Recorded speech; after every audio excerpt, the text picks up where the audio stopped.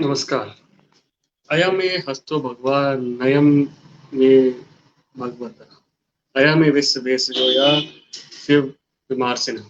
ये वेद में एक मंत्र है जिसका मतलब है कि हमारे हाथों में विश्व की सभी रोगों की समस्त बीमारियां को निदान करने वाली औषधियां मौजूद हैं। हमारे हाथ जो हैं उनका जो स्पर्श है वो कल्याणकारी है, सर्व निवारक है और सर्व सौंदर्य संपादक है। सौंदर्य संपादक मतलब सारी चीजों से, सारी औषधियों से परिपूर्ण है। तो जो जीवनदायी चीजें हैं उनसे भी परिपूर्ण है। इसीलिए कहा गया है कि कराग्रे वस्ते लक्ष्मी कर्मते सरस्वती करमूले स्थितो ब्रह्मा प्रभाते कर दर्शन। सुबह उठ के हमें ये मंत्र के साथ अपने हाथों का दर्शन करना चाहिए। और इतना प्रभाव देखा गया है कि ये हाथों की रेखाएं बदलते देखी हैं। किस्मत कहते हैं कि ये जो हस्तरेखा विशेषज्ञ है डॉक्टर जोशी अभी जुड़ेंगे, वो बताएंगे कि जो हस्तरेखा विशेषज्ञ है वो इन हाथों की रेखाओं को देख के, इन उंगलियों को देख के, इन ये छोटे-छोटे हिस्सों को देख के, ये आड़ी तिरछी रेखाएँ हैं इनको देख के, इसके उठाव और इसको गहराई को देख के ना आपका भविष्य बताते हैं। जैसे क्योंकि अब भविष्य की बात होने लगी है, चलिए हम थोड़ा-सा बता ही देते हैं कि जब ऋषि मुनियों ने ये ज्योतिष शास्त्र, खगोल विज्ञान इन सब की रचना की तो कई प्रश्न आए ऐसे कि जिसने ज्योतिष नहीं पढ़ा तो वो अपना बारे में कैसे जानेगा। और हम यहाँ भविष्य जानने के बारे में नहीं, प्रेडिक्शन के बारे में बात नहीं करते, हम बात करते हैं कि एक पूर्वानुमान लगाना।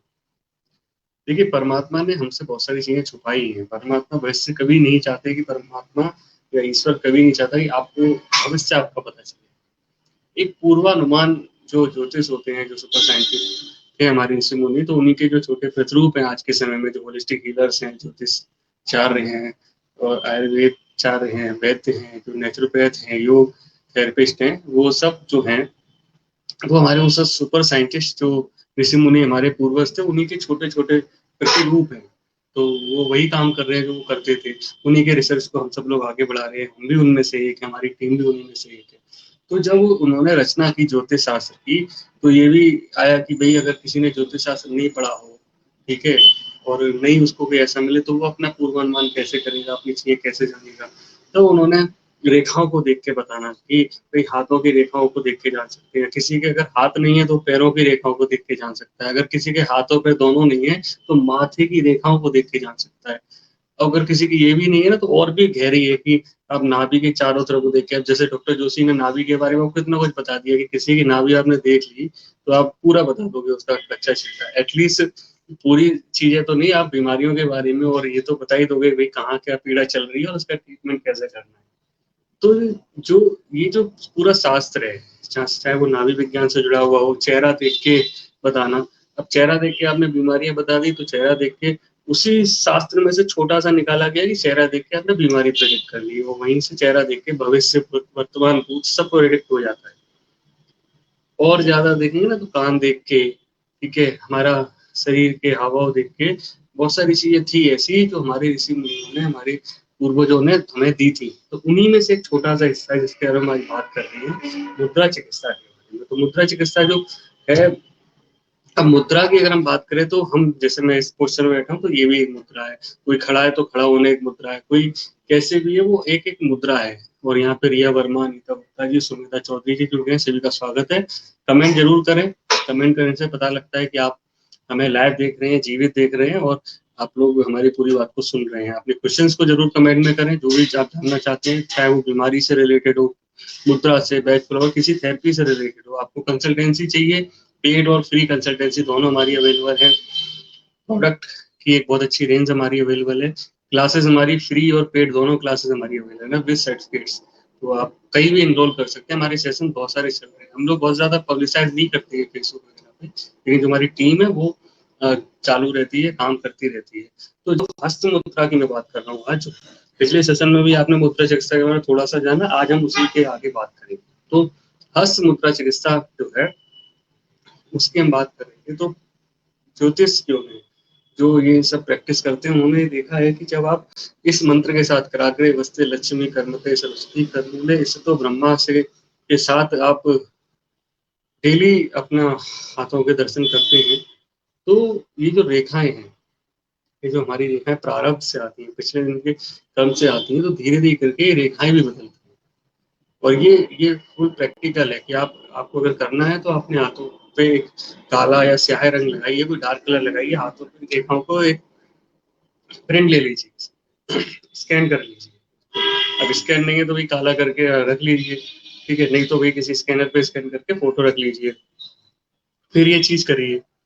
और 6 महीने बाद, 1 साल बाद जब आप देखेंगे तो आपको इसमें बदलाव नजर आएगा। तो ये शक्ति है हमारे मंत्रों में, मन चिकित्सा में, ये शक्ति है हमारी होलिस्टिक हीलिंग में, ये शक्ति है आपके और हमारे पूर्वजों के ज्ञान में। उसी ज्ञान पे आज हम बात करेंगे पंचक चिकित्सा के बारे में, मुद्रा चिकित्सा के बारे में। और आज हम बात करने वाले हैं कि क्या प्रिकॉशंस, क्या गाइडलाइंस हैं जो आपको फॉलो करनी है मुद्रा चिकित्सा के साथ। तो चलिए हमारे साथ इसी सब पे चर्चा के लिए जुड़ेंगे डॉक्टर अजय जोशी सर, स्वागत है आपका। नमस्कार नमस्कार। ग्रेट। आज आपका ज्योतिष, वास्तु और हस्त रेखा विज्ञान के बारे में थोड़ा सा मैंने समय ले लिया। सब हाँ, बहुत बढ़िया सब, और सब कहीं ना कहीं जाके मिले हुए हैं, सब कहीं ना कहीं एक ही हैं, तो समझना है बस। हाँ, जी जी जी। आज पंच चिकित्सा के सर, तो सबसे पहले जो हमने पिछले सेशन में बात की पंच तत्व कैसे है, क्या है, और आज नए लोग भी जुड़े हुए हैं, तो थोड़ा सा हम पंच तत्व को ब्रीफ करते हैं। फिर हम मुद्रा के बारे में बात करेंगे, क्या क्या प्रिकॉशंस है, क्या गाइडलाइंस है जो मुद्रा थेरेपी को प्रैक्टिस करते हुए करनी है। क्योंकि जी लगातार लोगों के सवाल यही है कि मुद्रा, वो हम अलग अलग सेशन में अलग अलग मुद्रा बताते हैं, तो कहते हैं कब करनी है। अब हमने पर्टिकुलर बीमारी के लिए वहां बता दी, अब लोग भूल गए, तो हम चाहते हैं कि गाइडलाइन हम पूरी लोगों को दे दें कि ये जी सेशन देख के आप मुद्रा थेरेपी का बेसिक सीख जाएंगे। पिछले सेशन से आपने पंचसप का बेस सीख लिया है, आज हम गाइडलाइंस और इसके बारे में बात करेंगे। और सुधाकर भोसले जी हमारे साथ हैं, आदरणीय जी, नमस्कार। नमस्कार है आपको भी।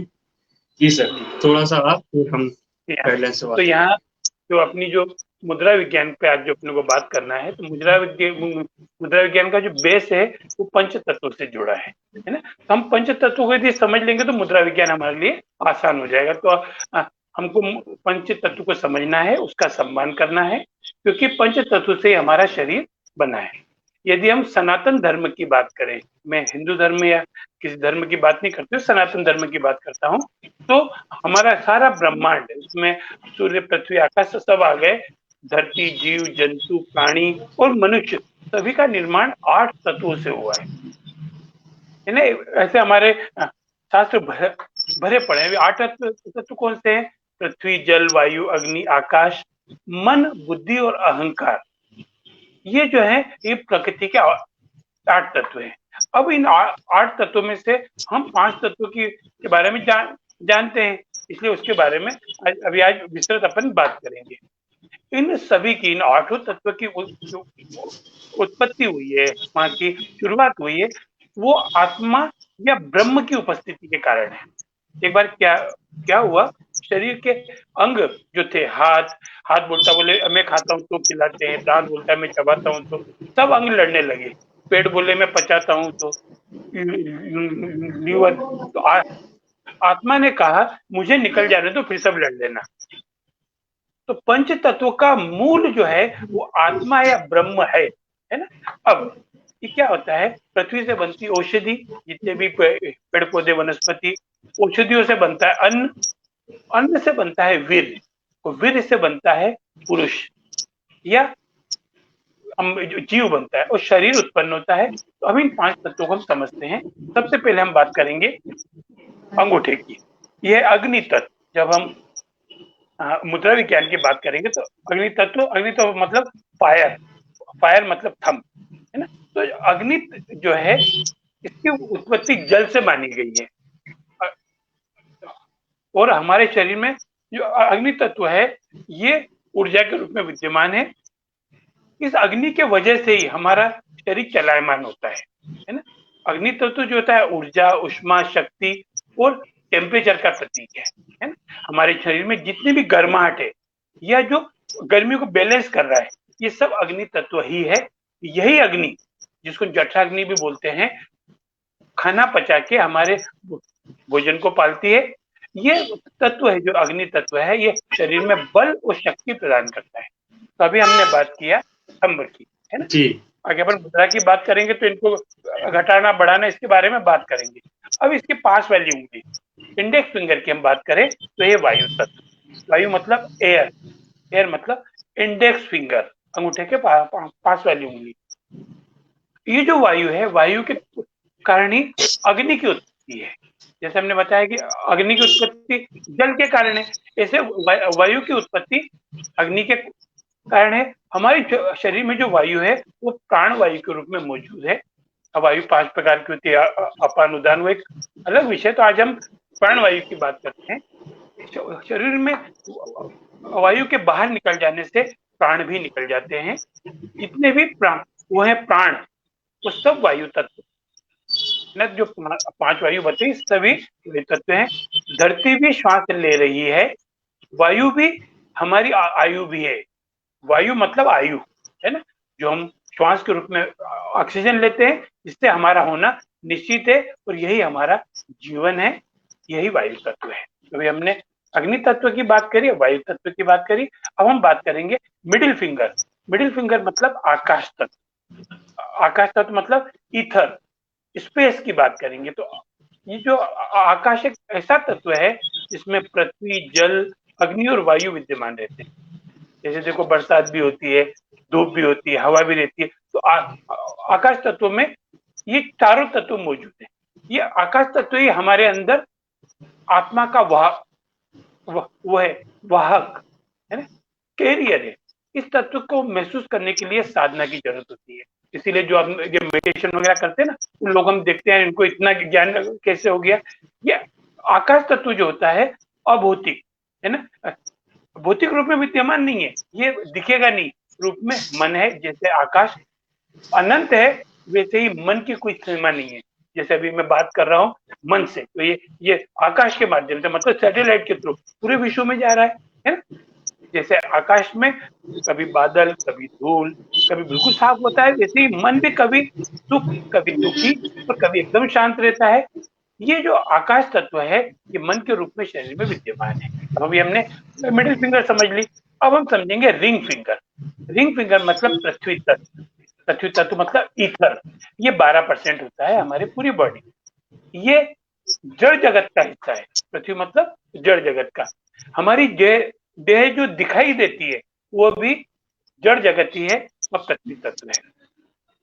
इसी से हमारा भौतिक शरीर बनता है, जो हमको आंखें दिख रही, जो मन, हमारा शरीर दिख रहा है, ये सब पृथ्वी तत्व है। लेकिन इसको हम तभी जान सकते हैं जब तक हम अन्य तत्वों का हिस्सा, जैसे पृथ्वी में यदि बीज डाला तो जब तक पानी नहीं मिलेगा, धूप नहीं मिलेगा, ऑक्सीजन मिलेगा क्या, तो हमको इसको जानना है तो हम अन्य तत्वों की जानकारी भी होना चाहिए। जिन तत्वों में, धातुओं में, अधातुओं पृथ्वी में बनी है, उन्हीं से हमारा शरीर बनता है। तो इसमें हम मिनरल विटामिन की बात कर सकते हैं। अब जो छोटी उंगली, ये बहुत ही खोटी होती है। सबसे छोटी मतलब सबसे खोटी, ये जल तत्व। और इस जल तत्व का उपयोग हम बचपन से करते आ रहे। जब भी हम स्कूल जाते थे और हमको छुट्टी चाहिए होती थी मेडे में, सर से तो हम बोलते थे, बोले चुप मैडम, वो हाँ जाओ भागो, मतलब जल तत्व। ये इसका भाग है 72%। हमारे शरीर में भी, ब्रह्मांड में भी, है ना। तो जल से ही जड़ जगत की उत्पत्ति हुई है। जो पृथ्वी की उत्पत्ति हुई है वो जल से हुई है। हमारे शरीर का लगभग 70% जल विद्यमान है ना। तो इसी तरह है ना, जैसे ब्रह्मांड में, वही हमारे शरीर में जितने भी तरल तत्व हैं वो सब जल तत्व, चाहे पानी हो, खून हो, फैट हो, एंजाइम्स हो, ये सब चीजें हैं। इन 5 तत्वों के ऊपर एक तत्व और होता है, जो होता है आत्मा का। मैंने बोला आत्मा मतलब परम तत्व, जिसके होने से ये तत्व अपना काम करते हैं। जिसके नहीं होने से कोई तत्व अपना काम नहीं करता। इसीलिए इन 5 तत्वों को समूह रूप में हम पंच तत्व कहते हैं। इसीलिए अगर कोई देह त्याग करता है तो मुझे ये पंच तत्व में विलीन करना है। मतलब क्या है, ये जहां का था, इसमें से शरीर में एक का भी नहीं होना, बाकी चारों भी नहीं रहेंगे। यदि कोई भी एक तत्व खत्म, मतलब 5 तत्व खत्म, किसी एक का बाहर निकल जाना ही मृत्यु है। आत्मा को प्रकट जगत में दिखने के लिए इन 5 तत्वों की आवश्यकता होती है। जो मनुष्य इन 5 तत्वों के महत्व को समझकर इसका सम्मान करता है, इसको पोषित करता है। पोषित मतलब डाइट देता है। जैसे अभी अमेंग जी बताएंगे, ये तत्व को बढ़ा रहे हैं, है ना, ये घटा रहे हैं, ये बैलेंस कर रहे हैं। तो यदि हमने इसको पोषित करना सीख लिया तो हम निरोगी और दीर्घजीवी हो सकते हैं। जी डॉक्टर अमेंग जी।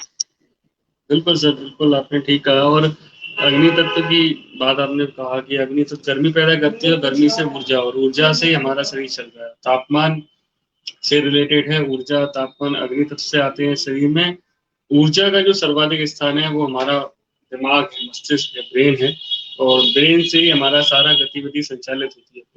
तो हम देखें तो अग्नि तत्व का सीधा सा संबंध जो है वो हमारे मस्तिष्क से हो जाता है। और यही अग्नि, जैसा आपने कहा, जठराग्नि में काम करती है। और जठराग्नि के बारे में लोग अगर समझना चाहे तो ऐसे देख लें कि ये जो आमाशय है, लिवर है, पैंक्रियाज है, पक्वाशय है, आते हैं, तिल्ली है, तो ये सब जो है, ये 5 अग्नियां हैं, ये जठराग्नि के रूप में काम करती हैं। तो इसको जो कंट्रोल करने वाला तत्व है वो हमारा अग्नि तत्व है। तो ये बहुत जरूरी तत्व। और यहीं से वायु, वायु काम, हिलना डुलना, जो हमारी मूवमेंट है, जो हमारा शरीर चल रहा है, हम हिल रहे डुल रहे हैं, बात कर रहे हैं, सांस आ रही है जा रही है, ये हमारा वायु करता है। और वायु ही अग्नि को प्रचंड करने का काम भी करता है। तो ये सबसे जरूरी तत्व है। और ये पांचों तत्व बहुत जरूरी है। जैसा आपने कहा कि एक भी निकल जाएगा तो मृत्यु निश्चित। आकाश तत्व जो है, आकाश का मतलब होता है खुलापन, खालीपन, खाली स्थान। तो आकाश जो है वो ध्वनि का प्रतीक है। और ध्वनि से मेरा मतलब हम जो बोल रहे हैं और सुन रहे हैं। अगर मैं और थोड़ा सा बात करें तो गले को कंट्रोल करने वाली जो ग्रंथि गले के लिए है, थायराइड है, पैराथायराइड है, उसको भी जो कंट्रोल करता है वो आकाश तत्व ही है। और अगर कानों को सुनने को लेकर कोई समस्या पैदा होती है तो ये भी आकाश तत्व से रिलेटेड है। और हमारे जो मांसपेशियों का फैलना और सिकुड़ना है वो भी आकाश तत्व से ही रिलेटेड है। अगर आकाश तत्व जो है वो हमारे शरीर के भीतर जो खुलापन है, जो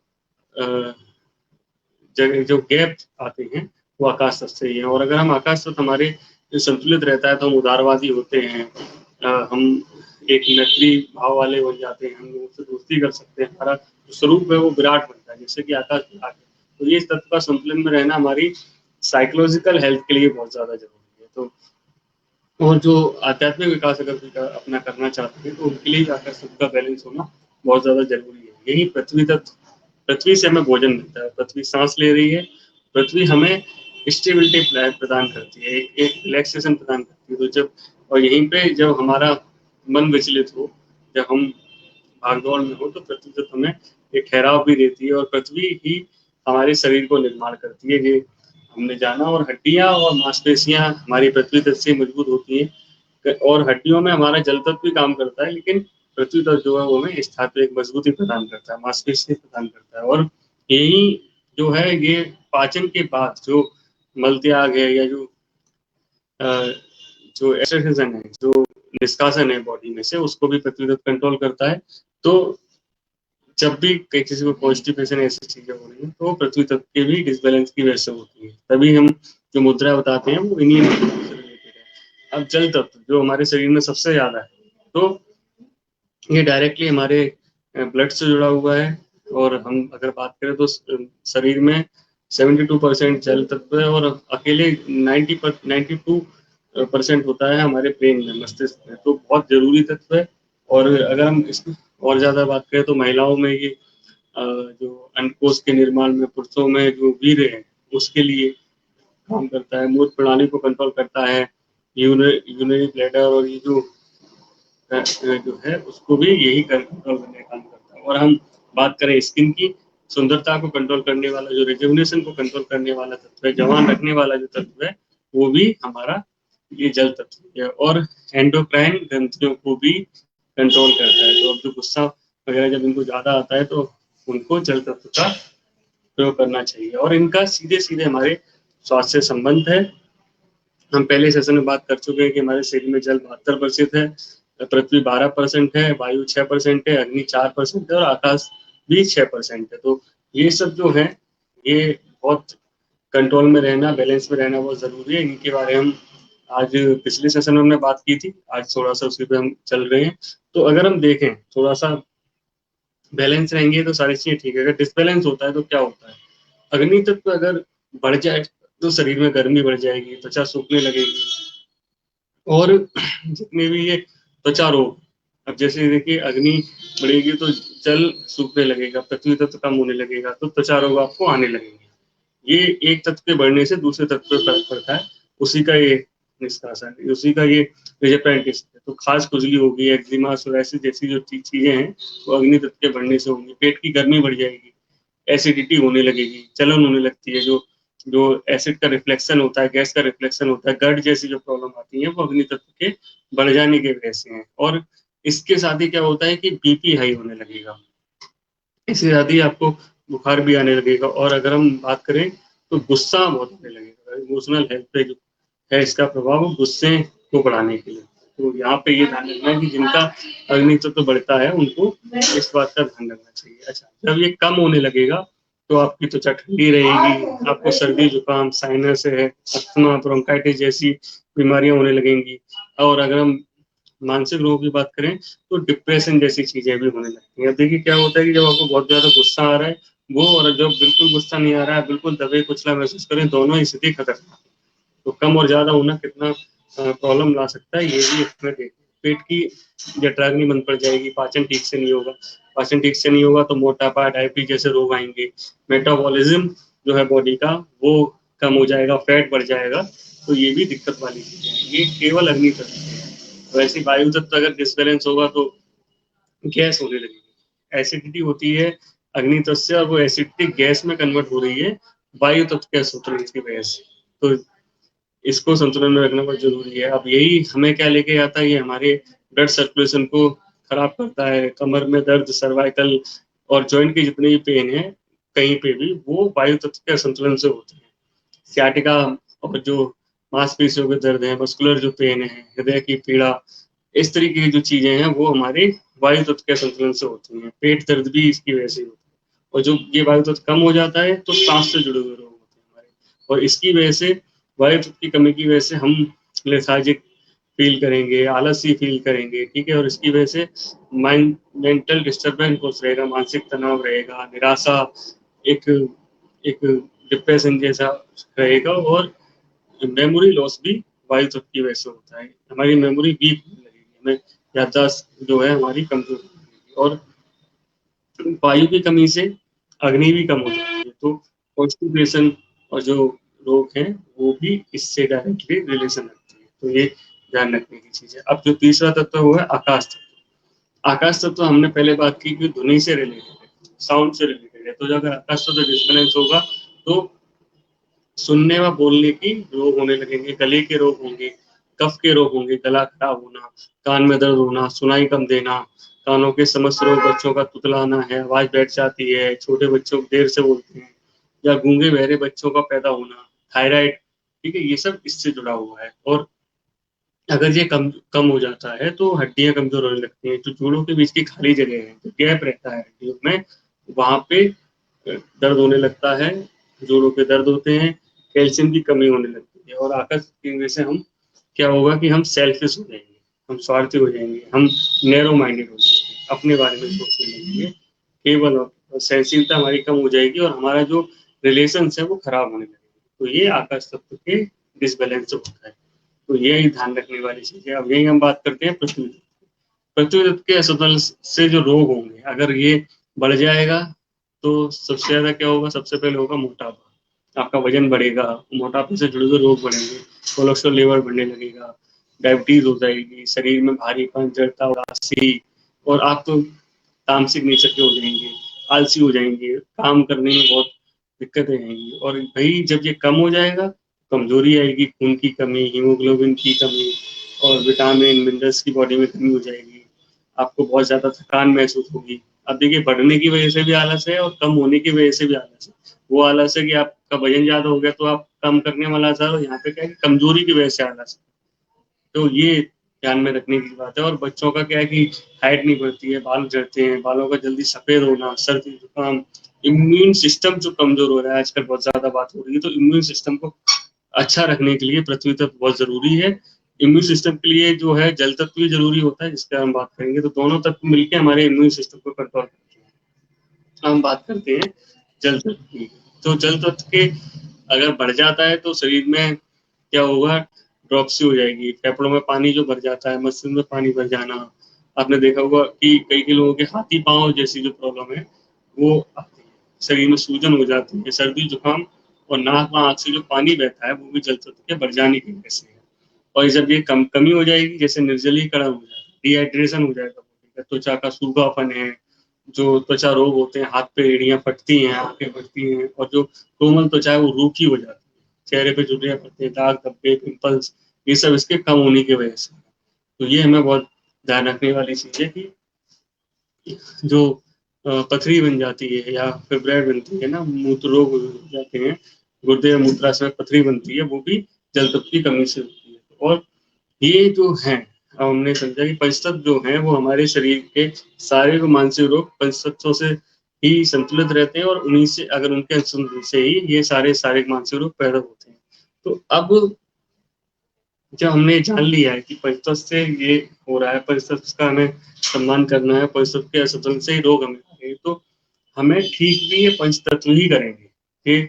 ये एक नियम है कि जो चीज जिससे बनती है उसकी रिपेयरिंग, रख रखाव और देखभाल भी उसी चीज से होती है। जैसे एलोपैथी कहती है कि शरीर में विटामिन की कमी हो रही है तो वो सेम विटामिन का गोली के रूप में खा लो। वैसे ही जब हम मुद्रा चिकित्सा की बात कर रहे हैं, पंचतत्व चिकित्सा की बात कर रहे हैं, तो जो रोग पंचतत्व के डिसबैलेंस से आ रहा है वो रोग उसी पंचतत्व को बैलेंस करने से ठीक होगा। अब करोड़ों रुपए की दवाइयां आ रही है, अस्पताल है, डॉक्टर्स हैं, तमाम बड़े बड़े इंस्टीट्यूट हैं, लेकिन फिर भी रोग बढ़ रहे हैं और रोगियों की संख्या बढ़ रही है। तो यहाँ पे ये ध्यान रखने की जरूरत है कि अगर ऐसी बहुत आसान चिकित्सा हमारे पास है तो हमें क्यों ना इसका प्रयोग किया जाए। चलिए अब इस पे बहुत ज्यादा बात ना करके हम सीधे बात करते हैं इसके क्लासिफिकेशन। क्लासिफिकेशन हमें कैसे करना है? जी जी सर। जी, तो आपने तो बहुत अच्छे से इसको, क्योंकि पंचतत्व को जिसने समझ लिया वो मुद्रा विज्ञान को समझ सकता है, क्योंकि मानव शरीर जो है ना, इसमें अनंत रहस्य भरे हुए हैं, अनंत रहस्य। यानी हम अपनी कैपेसिटी का बहुत कम यूज कर पाते हैं। तो शरीर की अपनी एक मुद्रा भाषा है जिस जिसे करने से शारीरिक स्वास्थ्य लाभ मिलता है, और इन पंच तत्वों को हम बैलेंस कर सकते हैं। अब हम बात करें हस्त मुद्रा चिकित्सा के बारे में, तो इन पांचों उंगलियों में, अगर आपके घर में दादी जी हैं, दादाजी हैं, है ना, और हमको पिताजी ने डांटा, तो हमको पता है कि ये किससे संभलने वाले, तो हम दादाजी से बोलते हैं कि दादाजी आपके बेटे ने ऐसा किया। हम जब छोटे होते हैं तब हमको ये पता होता है कि कौन सी चाबी से कौन सा ताला खुलेगा, और हमको ये ज्ञान हो गया कि ये अग्नि तत्व है, ये वायु तत्व है, तो हमको इससे मालूम पड़ा किसको बढ़ाना किसको घटाना। तो हम उंगलियों की मुद्राओं से अपना आरोग्य लाभ ले सकते हैं। जो ऋषि मुनि थे हमारे, या संत थे पुराने लोग, हजारों साल पहले इसकी खोज कर चुके थे और इसको बराबर उपयोग में लाते थे, इसलिए वो लोग स्वस्थ रहते थे, लंबी उम्र जीते थे। ये शरीर की चैतन्यता को लाने की चाबियां हैं। अब इन अंगुलियों में पांच तोते की बात करें तो हमारे हाथों में 10 उंगलियों में, ये जो 10 उंगलियां हैं, इसको हम विशेष प्रकार की कोई आकृति बनाते हैं तो हस्त मुद्रा कहलाती है। जैसे हमने ये किया तो ज्ञान मुद्रा, ये कर लिया तो मुद्रा बदल दी। तो जैसे जैसे हम आकृति बदलेंगे, है ना, कोई भी हमने आकृति बदली तो एक मुद्रा हो गई। तो हाथों की सारी उंगलियों में पांचों तत्व के तत्व मौजूद हैं, और अंगूठे में जैसे अग्नि तत्व, तर्जनी में, है ना, अपन ने इसको समझा, तर्जनी में उंगली में वायु, मध्यमा में आकाश तत्व, अनामिका में पृथ्वी तत्व, और कनिष्ठिका मतलब जल तत्व। अब इन उंगलियों के पांचों वर्ग में अलग अलग एनर्जी बह रही है, ऊर्जा बह रही है। इस ऊर्जा को, इसलिए मुद्रा विज्ञान में जब उंगलियों को रूप के अनुसार स्पर्श करते हैं तो रुकी हुई या बढ़ी हुई या असंतुलित एनर्जी बहकर शरीर को पुनः जागृत कर देती है। अब मैंने जैसे अमेंगी ने बताया कि वायु बढ़ी तो क्या हुआ, वायु बढ़ी तो क्या हुआ, वायु घटी तो क्या हुआ, वायु को बैलेंस किया तो क्या हुआ। तो हमको यदि बढ़ी हुई है उसको घटाना है, घटी हुई तो बढ़ाना है ना। तो ये क्या करते हैं, हमारे शरीर को निरोग रखने के लिए अद्भुत मुद्रा है और इसका रिजल्ट मिलता है तुरंत, है ना। किसी भी मुद्रा करते समय जब भी हम मुद्रा कर रहे हैं तो ये ध्यान रखना है, जिस उंगली से मुद्रा कर रहे हैं वो करें, बाकी की उंगलियां सीधी रखें, ठीक है। ये सब चीजें अपन उससे समझेंगे। मुद्रा चिकित्सा का आधार ही यही है, जिसमें कुछ मुद्राएं 45 मिनट में शरीर के तत्वों को बदल देती है और कुछ मिनट में असर दिखने लगता है। यदि मैं योग की बात करूं, योग के अनुसार आसन और प्राणायाम की स्थिति को भी मुद्रा कहते हैं, है ना। तो बंद क्रिया मुद्रा, ये सब चीजें योग और प्राणायाम में भी आती है। अब मुद्राओं को लेके कई मतभेद भी है, कई प्रकार के मतभेद हैं, है ना। मुद्रा को दूसरे योगासनों के बारे में बताने वाला एक पुराना ग्रंथ है घिरंड संहिता, इसमें मुद्राओं के बारे में हठ योग में भी बताया गया है। तो हमको इसको समझना है और इसमें वो चीजें बताइए कि महामुद्रा, महाबंद, महाभेद, खेचरी, उड्डयन बंद, मूल बंद, जालंधर बंद, विपरीत करनी, वज्रोली और शक्ति चालन, ये जो 10 मुद्राएं हैं, क्या पूरा दोहा है ना। तो यदि इन 10 मुद्राओं का सही तरीके से अभ्यास करें तो बुढ़ापा जल्दी नहीं आता है। बुढ़ापा आएगा, पर आजकल क्या हो रहा है, लोग समय से पहले बूढ़े हो रहे हैं। तो हमको ये ध्यान रखना है ना। तो इस चीज को हमको समझना है। इसके अलावा अलग अलग वो है ग्रंथ, उसने अलग अलग मुद्राएं बताई, अलग अलग बंद बताए गए। तो हमको योग मुद्राओं को योगाचार्यों में मुद्रा में लिया है, कुछ ने आसनों के समूह में रखा है, तो हमको इसको समझना पड़ेगा। इस प्रकार जो मुद्राएं हैं, ये 10 मुद्राएं मानी जाती है ना। मुद्राओं से लाभ क्या है ना। मुद्राएं कौन कौन सी है, सबसे पहले ज्ञान मुद्रा। ज्ञान मुद्रा को हम समझेंगे, है ना। ज्ञान मुद्रा मतलब है ना, हमारी वाक शक्ति को बढ़ाती है, ज्ञान बढ़ाती है। पृथ्वी मुद्रा पृथ्वी तो बढ़ाती है, वरुण मुद्रा है ना, वायु मुद्रा, शून्य मुद्रा, जैसा उसका नाम है ना, प्राण मुद्रा, लिंग मुद्रा, है ना। हमको इसको समझना है। अब मुद्राओं से लाभ क्या है, तो मुद्राओं से सबसे बड़ा लाभ है कुंडलिनी या ऊर्जा को जागृत करने के लिए। हमारे अंदर जो भंडार भरा हुआ है, हमारे अंदर जो तालों के अंदर शक्ति छुपी है, अगर हम उसका अभ्यास करेंगे तो ये एनर्जी हमको तुरंत फायदा मिलती है। कुछ मुद्राओं के अभ्यास से आरोग्य मिलता है और दीर्घायु प्राप्त किया जा सकता है।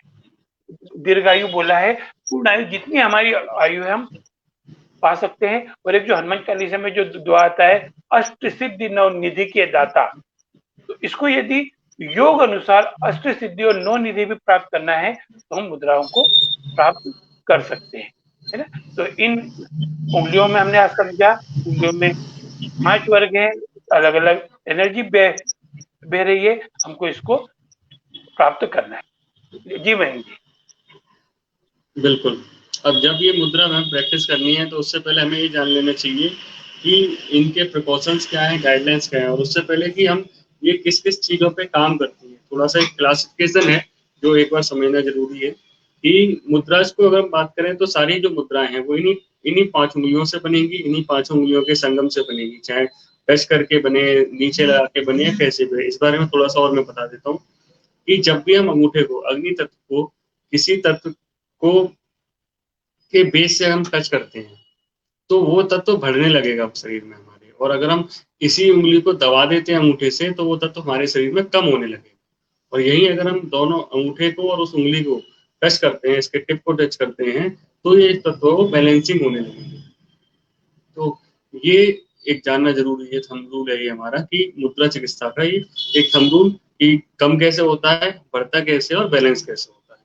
अब इनसे जो मुद्राएं बनती हैं तो उनको हम अगर क्लासिफिकेशन करें, थोड़ा सा हम इसको एलोबरेट करें कि कैसी कैसे कैटेगरी में हम रख सकते हैं, तो मुद्रा जो है वो फिजिकल हेल्थ पे काम करती है हमारी। इनको हम फिजिकल हेल्थ के हिसाब से समझ सकते हैं, इनको हम डिसीजेस के हिसाब से समझ सकते हैं। मुद्रा अलग अलग डिसीजेस के लिए है जो हमारे अगले सेशंस में आप देखेंगे। मुद्रा हमारी इमोशनल हेल्थ, जो physical health, emotional health, spiritual health, psychological, mental health और फाइनेंशियल हेल्थ, इन सब के लिए हमारी अलग अलग मुद्राएं हैं। अब यहाँ फाइनेंशियल हेल्थ वालों को पहले क्वेश्चन आया था कि क्या मुद्रा करने से पैसे आने लगेंगे, तो यहाँ मैं बता दूं पैसे आने नहीं लगते हैं, लेकिन आपकी सोच उस तरीके की हो जाएगी, आप उस तरीके की चीजें करने लगेंगे, आपके अंदर एक एंथुसियाज्म आएगा, आपके अंदर एक ऐसी शक्ति आने लगेगी जो आप उस पर काम करने लगेंगे, जो लेथार्जिकनेस है आपकी वो दूर होने लगेगी। तो यही मुद्दा आती जी, है। मैं यहाँ एक चीज मैं जरूर बताना चाहूंगा, जिसका सवाल पूछा है, तो धन आता है क्या? यस, धन मिलता है, अगर आपका रुका हुआ है तो, क्योंकि हमने जो रोक रखा है वो चीज हमें मिलेगी। यहाँ जो है ना, ये जो मुद्रा विज्ञान है, हमको हमारी चीज मिलाती है, हमको हमारे दर्शन कराती है। तो हम यदि सोचे कि किसी और का धन मिल जाए, वो हमारे आध्यात्म में नहीं है। अध्यात्म में आप अपनी जितनी भी ताले लगे हुए हैं, उन चाबियों को खोल सकते हैं। जी जी, मैं बिल्कुल।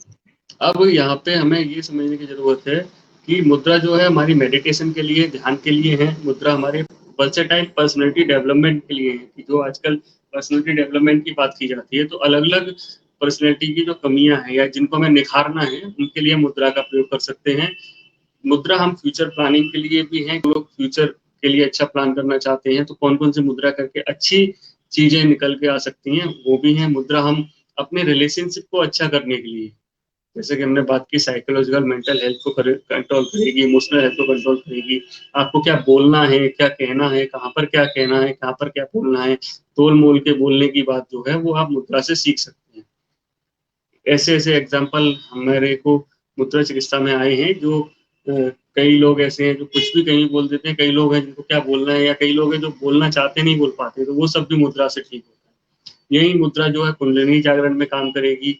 और सबसे जरूरी चीज है, माइंड बॉडी एंड सोल को जो एक रिलेशनशिप मेंटेन करने का काम है, वो भी मुद्रा थेरेपी से किया जा सकता है। अगर आपने ये माइंड बॉडी एंड सोल का जो कनेक्शन है, जो रिलेशन है, मेंटेन कर लिया, तो आप फिर एक ऐसी स्टेट में पहुंच जाते हैं जहाँ बीमारियां हैं, जहाँ पे सुख ही सुख है, तो वो मुद्रा चिकित्सा से आप प्राप्त कर सकते हैं। अब मुद्रा चिकित्सा को दूसरी थेरेपीज के साथ प्रैक्टिस करने की जो कई लोग क्वेश्चन पूछते हैं, तो ये ऐसी थेरेपी है जो किसी भी दूसरी थेरेपी के साथ, किसी भी दूसरी पैथी के साथ प्रैक्टिस की जा सकती है, चाहे वो एलोपैथी हो, होम्योपैथी हो, या आयुर्वेद हो, या दूसरी होलिस्टिक थेरेपीज है, चाहे वो नेचुरोपैथी, योग, ऑरिकुलोथेरेपी, बैच रिफ्लेक्सोलॉजी, पूरी दुनिया में प्रैक्टिस की जाने वाली एक्यूप्रेशर, एक्यूपंक्चर, सबके साथ प्रैक्टिस की जा सकती है। और मुद्रा थेरेपी जो है प्रेशर बेस्ड थेरेपी, जैसे न्यूरोथेरेपी है, एक्यूपंक्चर है, एक्यूप्रेशर है, ऑरिकुलोथेरेपी है, रिफ्लेक्सोलॉजी है, सुजोक है, या दूसरी जो भी है, उन सबकी जो माँ है किसी भी प्रेशर बेस्ड थेरेपी की, ये बात बहुत ध्यान रखनी जरूरी है। तो इन्हीं से ये सब चीजें निकली हैं, तो इन सबके साथ भी इसका रिलेशन है। तो हम मुद्रा को कलर्स के साथ प्रैक्टिस कर सकते हैं, चक्रास के लिए मुद्रा की प्रैक्टिस कर सकते हैं, साउंड थेरेपी के साथ हम मुद्रा की प्रैक्टिस कर सकते हैं, और मुद्राज को हम सेंस ऑर्गन के साथ प्रैक्टिस कर सकते हैं। शरीर में विटामिन की कमी हम मुद्रा से दूर कर सकते हैं। ऐसी कई सारी मुद्राएं हैं जो अब आपको हमारे अगले सेशंस में जानने मिलेंगे। तो ये तो हुई मुद्रा के क्लासिफिकेशन की बात। अब देखिए, हर एक किसी चीज में, जैसे हम हमेशा बताते हैं कि किसी को करने में बहुत कुछ जरूरी बातें हैं, बेस है, जिनके बारे में हमने पहले भी बात की है, और आज हम और थोड़ा सा उसी में जोड़ रहे हैं कि मुद्रा थेरेपी, जैसा हमने बताया, स्पिरिचुअलिटी का एक द्वार खोलती है, आपको एक ऐसे ब्रॉड माइंड रास्ते पे लेके जाती है जहाँ पे आप तनाव कम कर रहे हैं, जहाँ पे अपने रिलेशनशिप को ठीक कर रहे हैं, जहाँ पे आप अपनी सोच को एक अच्छी सोच की तरफ लेके जा रहे हैं, ब्रॉड माइंड की तरफ लेके जा रहे हैं। और दूसरा क्या है कि जो प्राणवायु के बारे में हमने बात की है, तो मुद्रा थेरेपी जो है उन प्राणवायु को कंट्रोल करने का काम भी करेगी, उसको बैलेंस करने का काम करेगी, और रेगुलेट करने का भी काम करेगी।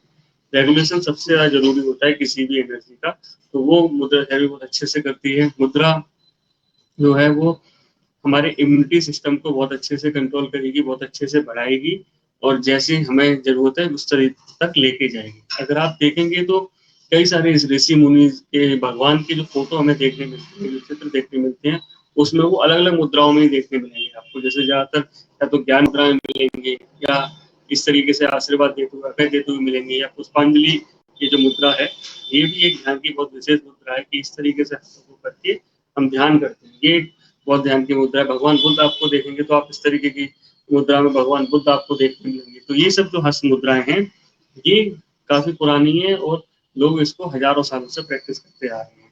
वही हम बात करें ज्ञान मुद्रा की, तो जो ये बहुत फेमस मुद्रा है, बहुत, हमेशा जब भी आप योग गुरु देखेंगे, ध्यान में जाने के लिए ये करिए, ज्ञान मुद्रा में आइए। ज्ञान मुद्रा बहुत ज्यादा फेमस है, और भगवान कृष्ण जो है, उन्होंने अर्जुन को गीता का ज्ञान ज्ञान मुद्रा में ही दिया था। पूरे टाइम जो गीता का ज्ञान उन्होंने दिया तो वो इस ज्ञान मुद्रा में ही दिया था। तो ये जो ज्ञान मुद्रा है बहुत फेमस है। दूसरी चीज की मुद्रा जो है हमारे शरीर के सातों चक्रों को भी कंट्रोल करती है, बैलेंस करती है, रेगुलेट करती है। तो बहुत ज़रूरी है कि हम अपने चक्रों को बैलेंस में रखें। चक्रों को बैलेंस में रखेंगे तो हमारे शरीर को बैलेंस में रखेंगे। और यही जैन मैथोलॉजी की हम बात करें तो जैन मैथोलॉजी के हिसाब से हमारे शरीर में 6 चक्र और हैं, वो 13 चक्रों की बात करते हैं, तो उनके लिए भी मुद्रा काम करती है। माइंड, बॉडी और सोल के बारे में पहले भी कहा कि माइंड, बॉडी और सोल को जो रिलेशनशिप है, इनको बनाने का जो काम है, वो मुद्रा बहुत अच्छे से करती है। मुद्रा हमारे पंच तत्वों को तो बैलेंस करने का करेगी, साथ के साथ हमारे हार्मोन्स को, फीलिंग्स को और मूड को भी हमारे कंट्रोल करने का, ठीक करने का, रेगुलेट करने का काम करेगी। हमारी सारी हेल्थ जो होलिस्टिक हेल्थ में मानते हैं, मेंटल, फिजिकल, स्पिरिचुअल, इमोशनल, सारी हेल्थ को ठीक रखने का काम हमें काम करे मुद्रा करती है। और साथ के साथ हमारे को एनर्जी प्रदान करने का काम भी मुद्रा करती है। जी सर। जी। तो इसमें जो सबसे बड़ा जो ध्यान रखना है, फायदे इतने सारे हैं। कुछ मुद्राएं क्या तत्काल असर करती है, तो उनको थोड़ा कम टाइम देना है। जैसे शून्य मुद्रा है, लिंग मुद्रा है, आदित्य मुद्रा है, अपान वायु मुद्रा है। कुछ मुद्राएं लंबे समय तक अभ्यास करने के बाद अपना सही तो प्रभाव देती है।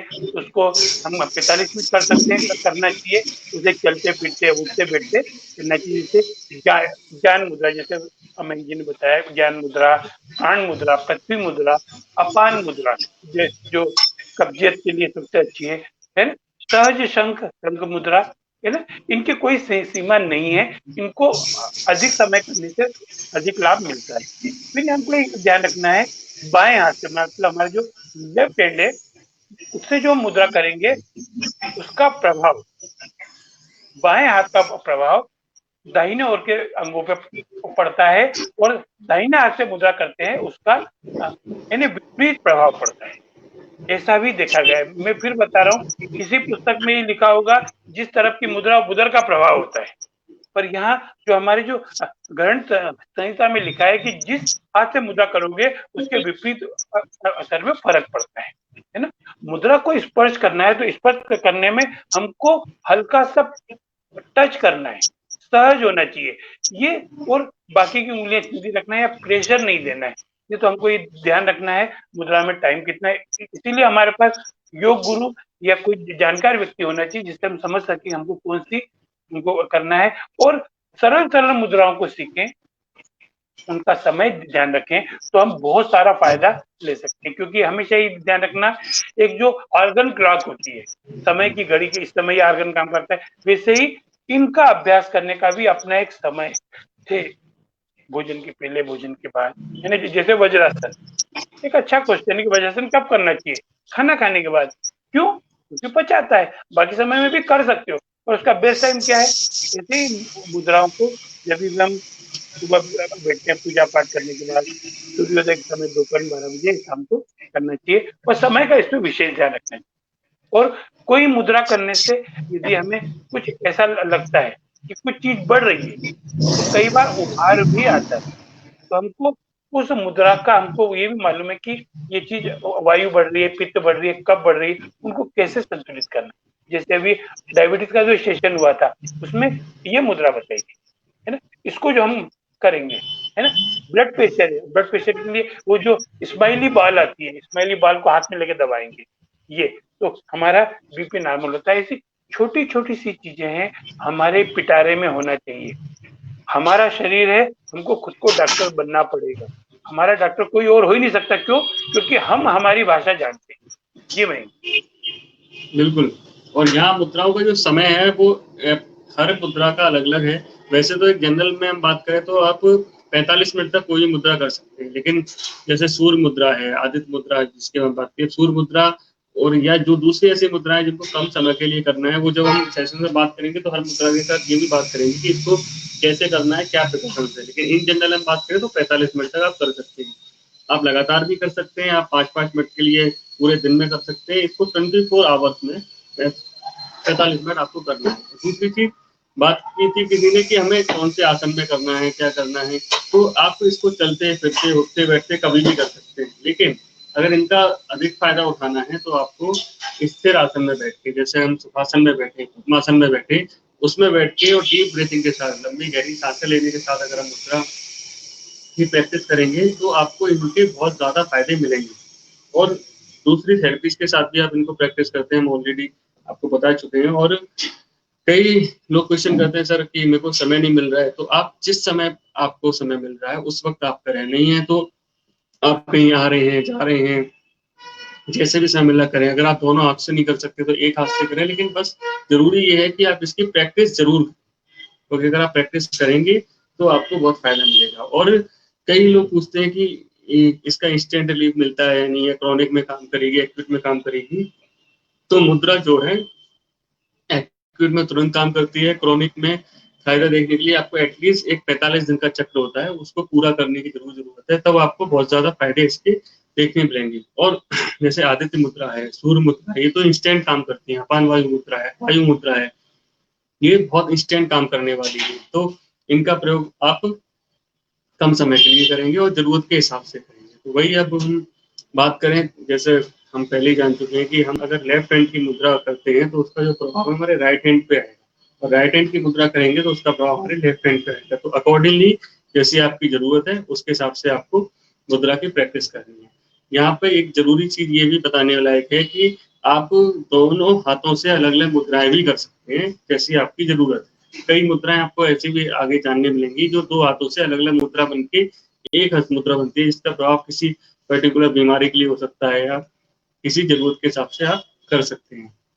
वहीं अब और बात करें तो सबसे ज्यादा इसका जो फायदा है वो आप तब ले पाएंगे जब आप प्रॉपर फूड लेंगे, प्रॉपर एक्सरसाइज भी करेंगे, साथ के साथ अगर आप योगासन करें, तो ये अगर साथ के साथ आप फॉलो करते हैं तो आपको मुद्राओं के बहुत ज्यादा फायदे जरूर मिलेंगे। और एटलीस्ट अगर आप पूरे दिन में 45 मिनट निकाल पाते हैं, और नहीं निकाल रहे हैं तो 15 से 20 मिनट निकालिए, या आगे सेशन में कुछ ऐसी मुद्राएं भी बताएंगे जो आपको डेली जरूर करनी चाहिए। एटलीस्ट 15-15 मिनट तो करनी ही चाहिए। ऐसी कुछ मुद्राएं भी आपको पता चलेंगी जो आप पूरे 24 घंटे में अपने काम के साथ साथ कर सकते हैं। तो जरूरी चीज क्या है कि हम अपने जीवन में कुछ अच्छी चीजों को शामिल करें जिससे हम बीमार ना पड़े, और बीमारी से ज्यादा हम अपनी लाइफ स्टाइल सुधारें, हम अपना जीवन बदल लें। कि हमारी जो होलिस्टिक साइंस है वो केवल चिकित्सा नहीं, एक जीवन दर्शन है। आपकी लाइफ स्टाइल सुधर रही है, आपका सोचने का तरीका, उठने बैठने रहने का तरीका, आपका स्टैंडर्ड और स्टेटस ऑफ लिविंग भी सुधरता है। कि जब आप किसी से मिलते हैं तो ये वो बंदा आपको देख के ही महसूस करता है कि भाई ये कितने अच्छे लग रहे हैं, कैसे दिख रहे हैं, क्या चीजें हैं, इन सब के बारे में। आपके शरीर पे फर्क पड़ता है, आपके प्रेजेंटेशन पे फर्क पड़ता है, आपके एक्टिविटी पे फर्क पड़ता है, आपके सोचने के तरीके पे। और जब ये देखिए पावर ऑफ पॉजिटिविटी और लॉ ऑफ अट्रैक्शन, या हम बात करें क्रिया प्रतिक्रिया का जो नियम है कि जैसे विचार हम अपने अंदर लाते हैं वैसे ही दूसरे के मन में भी आएंगे हमारे लिए, वैसे ये चीजें हमारे आसपास क्रिएट होने लगेंगी। तो ये भी हम कंट्रोल कर पाएंगे। तो एक तरीके से देखा जाए कि मुद्रा थेरेपी से हम जो शुरुआत करते हैं अपनी लाइफस्टाइल की, वो हमारे को एक बहुत अच्छा और उम्दा जीवन देके जाती है। और लंबे समय तक अगर आप जीना चाहते हैं, बुढ़ापे को दूर रखना चाहते हैं और अपने जीवन को अच्छा व्यतीत करना चाहते हैं, देखिए कष्टदायक लंबा जीवन से ज्यादा अच्छा है कि आप खुशी के 10 साल जिए, लेकिन खुशी वाले 100 साल जीने हैं अगर, तो आपको ये लाइफस्टाइल अपनानी पड़ेगी। हम कई सारे ऐसे बुजुर्गों को देखते हैं, देखते हैं कि बहुत कम टाइम में बहुत सारी बीमारियों ने घेर लिया। आजकल बच्चों को बहुत सारी बीमारियां आ रही है। कई एक जगह एक केस देखने में 11 साल के बच्चे को ही डायबिटीज है।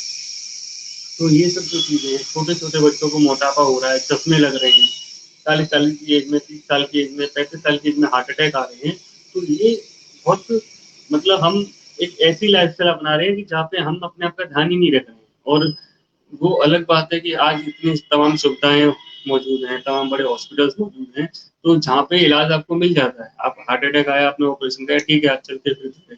लेकिन ये स्वस्थ रहने का परिचायक नहीं है कि आप पूरी जिंदगी हार्ट पेशेंट के रूप में जी रहे हैं। आप जो खाना चाहते हैं वो नहीं खा सकते हैं। आप आज हम जब गाँव में जाते हैं, चाहे कहीं भी जाते हैं, तो बड़े बड़ी एज के लोग हैं, वो आज भी वही दूध पी के जी रहे हैं, वही जैसे वो जिंदगी में करते हैं। लेकिन कर कैसे पा रहे हैं? क्योंकि उन्होंने वो लाइफस्टाइल अपनाई है। वो जो खा रहे हैं वो पचा भी नहीं। लेकिन हम शहरों में रहने वाले लोग, और आजकल तो गांव में भी ये सारी चीजें पहुंच रही हैं, मोमो, चाउमीन और ऐसी जो लाइफस्टाइल है वो पहुंच रही है। ये चीजें once in a blue moon तो अच्छी लगती है कि आपने कभी खा लिया और ठीक है, लेकिन डेली खाना और इसको पचा ना पाना, ये बहुत खतरनाक चीज़ है, इस पे आगे हम बात करेंगे और पहले भी हम कई बार बात कर चुके हैं। तो यहाँ सबसे ज़रूरी चीज़ है कि जो हमारा मिशन है कि हम होलिस्टिक लाइफ़स्टाइल को अपनाएँ, अपने आप को स्वस्थ रखें और बीमार होने के बाद जितना ज़्यादा ध्यान हम ठीक होने के लिए करते हैं, उतना ज़्यादा ध्यान हम पहले से ठीक होने के लिए करें। उससे 10% भी कर लें तो हम कभी बीमार नहीं पड़ेंगे। जी सर।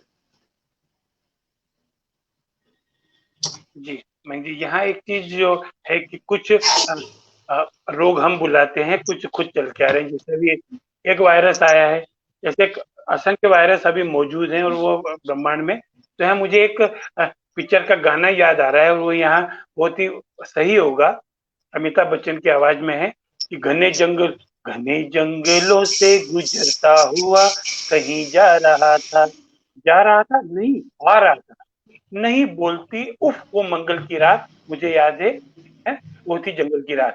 चला जा रहा था मैं डरता हुआ, हनुमान चालीसा पढ़ता हुआ, बोलो हनुमान की जय, जय जय बजरंग बली की जय। तोड़ने लगा बेरी से बेर, तभी सामने आ गया एक शेर। वो आगे, मैं पीछे, वो भागा, बचाओ बचाओ, खुदा की कसम मजा आ गया, मुझे मार कर बेशरम खा गया।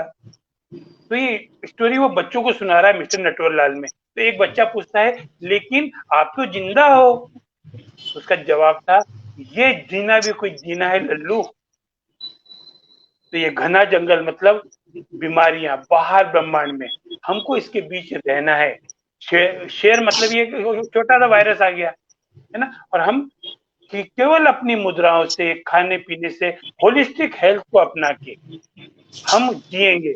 तो ये हमारे बच्चे नहीं पूछेंगे ये जीना भी कोई जीना है लल्लू, ये बोलेंगे देखो इतने वायरस है उसके बाद भी हमने उससे लड़ लिया। और यहाँ एक शेर बहुत अच्छा लिखा है होलिस्टिक हीलर के लिए, आपके लिए जो सुन रहे हैं, कि हिम्मत है बुलंद अपनी, हिम्मत बुलंद है अपनी, पत्थर पे कदम रखते हैं हम, कदमों तले जमी तो क्या आसमां को रखते हैं। तो दोस्तों आपका स्वागत है, इस विद्या को सीखें, इस विद्या को अपनी और विद्याओं के साथ जोड़े, क्योंकि ये पांचों उंगलियां मिलकर ताकत बनती है। ऐसे ही हमारा आहार, हमारी पॉजिटिविटी, हमारी आराम करने का तरीका, हमारी सोच, ये सब मिलके, और इसमें आपको एक चीज और मिल गई, मुद्रा विज्ञान। ये सब मिलके हम ठीक करेंगे अपने आप को, और हम स्वस्थ हैं तो हम सुधरेंगे, जग सुधरेगा। ये आज से कई साल पहले आचार्य श्रीराम शर्मा जी ने नारा दिया था। तो हमको सुधरना पड़ेगा इन मुद्राओं के माध्यम से, इस आहार विहार के माध्यम से, और होलिस्टिक हीलिंग को अपनाकर। हाँ, मजबूरी में हम दूसरी विद्याओं से हमें कोई परहेज नहीं है, पर अगर जरूरत ही नहीं पड़े कितना मजा आ जाएगा।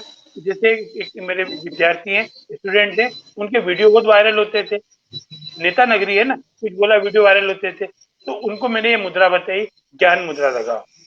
अब उनके वीडियो वायरल होना कम हो गए, क्योंकि ये ज्ञान बढ़ाता है आपकी बोलने की ताकत को। आपको क्या बोलना चाहिए, बोलना सबको आता है, पर कब क्या बोलना है, ताला खोलना है, तो ये मुद्रा है ना।